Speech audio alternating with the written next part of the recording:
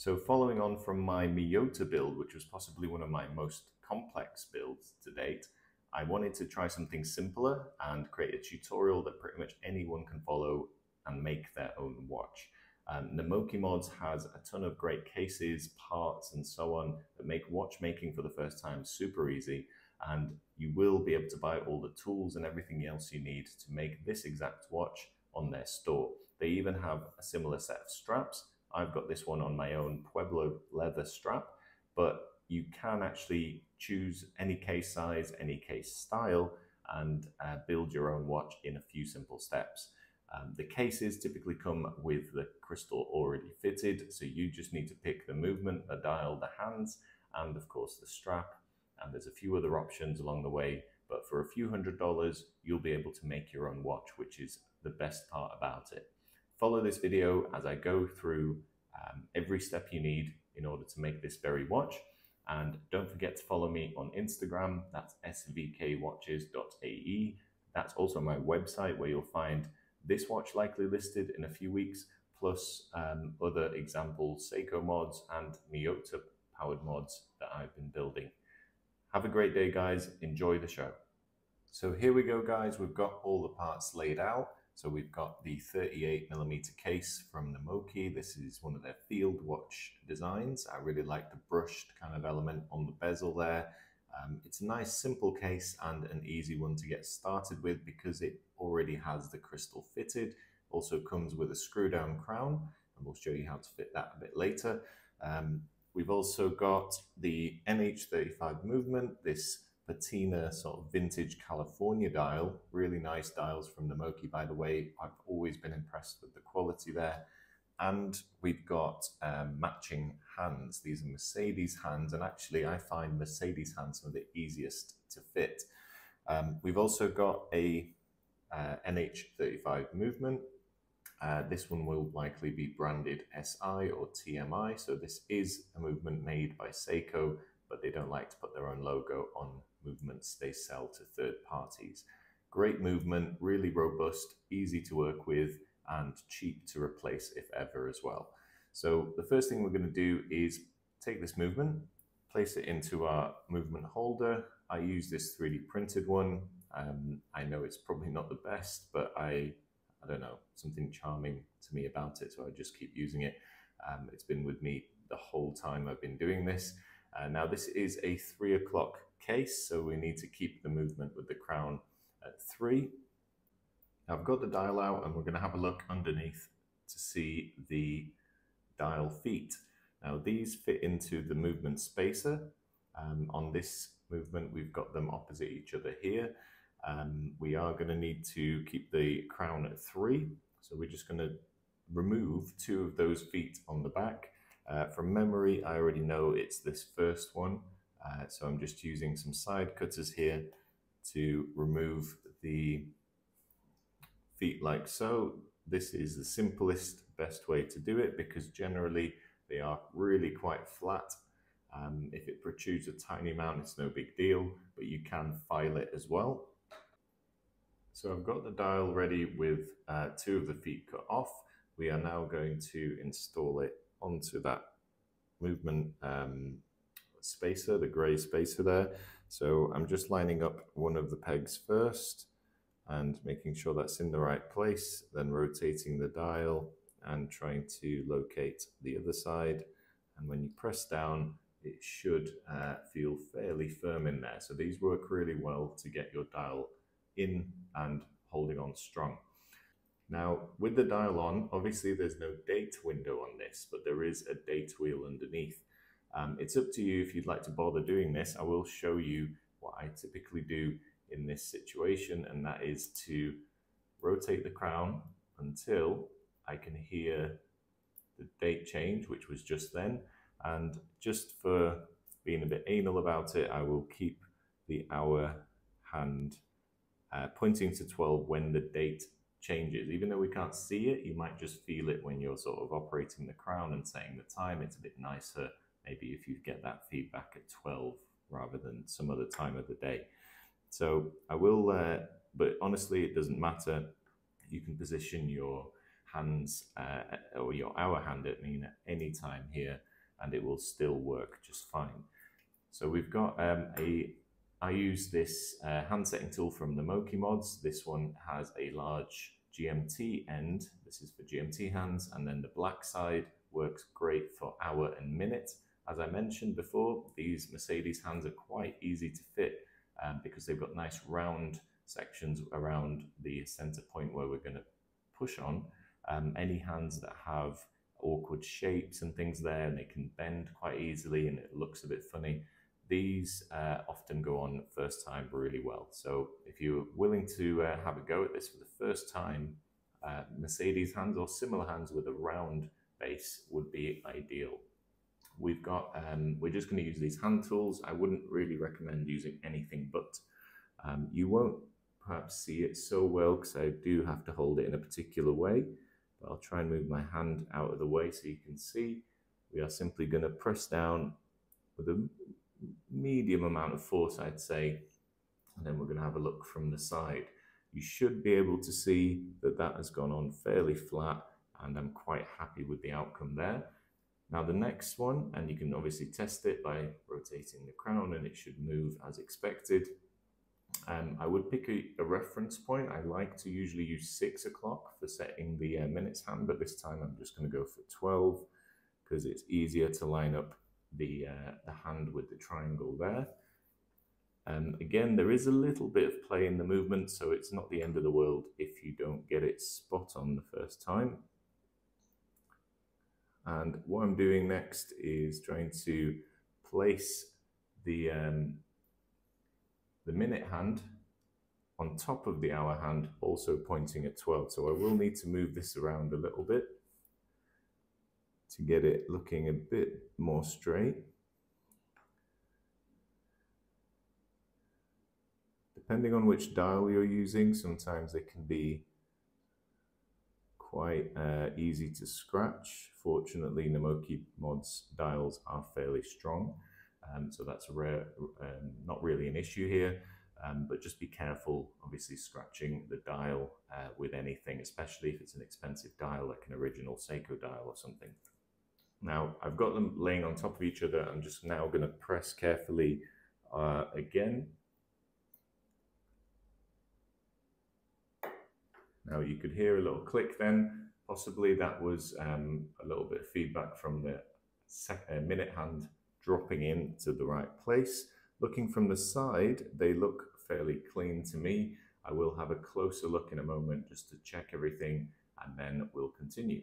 Yes, having a look from the side properly, I could see a tiny space between them, so it's going to be absolutely fine. And when you start moving those hands, you should find, for example, at 3 o'clock, it is pretty much straight on, and at 6 o'clock it's a bit hard to tell on this dial, so we'll try at 9. Now, don't be worried if it isn't absolutely perfect, because at the end of the day, printing and your hand setting skill and the printing on the dial could be slightly off. More often than not, this is not noticeable when the watch is finished, but if you are particular about it, you can continue to remove the hands and then reset it. So lastly is the second hand. I know this is something that bothers a lot of people, where they get worried about fitting the second hand because it's so small and dainty, but I do have a nice method for this. So we're just going to pick up the hand with the Rodico. By the way, this green stuff is very useful. You should definitely get yourself some if you are planning to make a watch, just for lifting hands and things. I've just stuck this on the underside of the front of the hand. Hopefully you can see that. And then we will position it on the dial, the actual Rodico, like so. So the dial is sort of being, the hand is being held there. And then we're going to sort of manipulate the Rodico to try and get it lined up with the very center of where we're going. Once we've done that, it is just a case of giving the hand a little push down. This time I'm going to use a different end of tool. This is a Bergeon tool that I've got, but you can use any tool with a flat end, I prefer. In this case, let's have a go.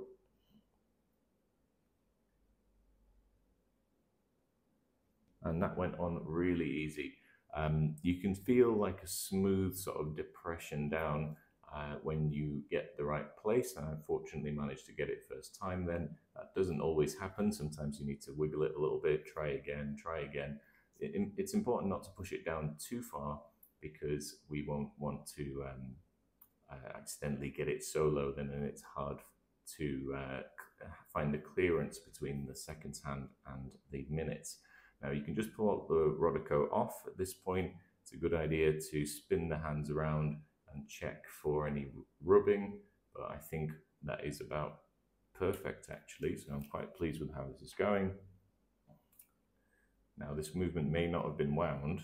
I was expecting it to wake up straight away, but this movement has been sitting for a while, so let's give it a wind, and that's our first look at the NH35 underneath running away. And it is looking really nice. I really like this style actually. I'm curious to know if there's some lume on it, so I'm just going to grab my UV torch. So here it is under my UV light, and you can see it is in fact glowing. It looks almost like the hour hand is a different color of lume there, but that I can assure you that is not the case. Yes, there is lume on all of those numbers, and it is quite strong too. So that's a really cool dial actually. A bit of vintage inspired, but also pretty well performing, and I'll do you a proper lume shot once it's together. Next, we're going to have to clean up the dial. So that area that we placed the Rodico on, it was around 6 o'clock. Just use the Rodico itself to dab on the dial, and this is great for cleaning dials. There really isn't anything else I would use to clean the dial. I wouldn't try and rub it with a cloth or anything like that. Also, any areas you might have pushed on it with your hands, even if you're wearing gloves, sometimes you end up with marks there. The best thing to do is to look at it under a really strong light and, of course, blow it with the blower to get it going well. Now, the next thing I'll do is show you how to get the crown out of this so that we can install it into the case, because we can't get the case on with the crown already there. For this, I'm just going to use a spare crown stem. If you don't have one of these, you could just use a spring bar tool or similar tool, anything with a pointy end, because on the back of the movement, you have a little pin hole right here, and we're going to place the watch should be running, or sorry, the movement should be running at this point, but we're going to place this into here, push on it, and then release the crown. So there's a little spring-loaded lever there which holds the crowns in. Now that is ready to get put into the case. So we're just going to put that to one side. We're going to take our case. Now, again, sometimes they have the plastic protective film on the front. I don't think this one does, but obviously we want to make sure this is as clean as possible. So I'm going to clean it down with the cloth, and then I'm going to blow all the dust away. Now at this point as well, I'm going to introduce some stronger light, and let's go back to a bit more of a zoomed out position so you can hopefully see this happening. If I bring my light in a little bit, what I'm trying to do is shine the light down the crystal. It may not show up so good on the video, but I want to basically look for any bits of dust inside there. Now, the blower usually does a great job of removing fine dust. And even if it's a brand new case like this one, which has not been opened yet, I would be going around it like crazy with this dust blower, because you want to make sure inside is spotless and there's absolutely nothing there before you drop it onto the movement.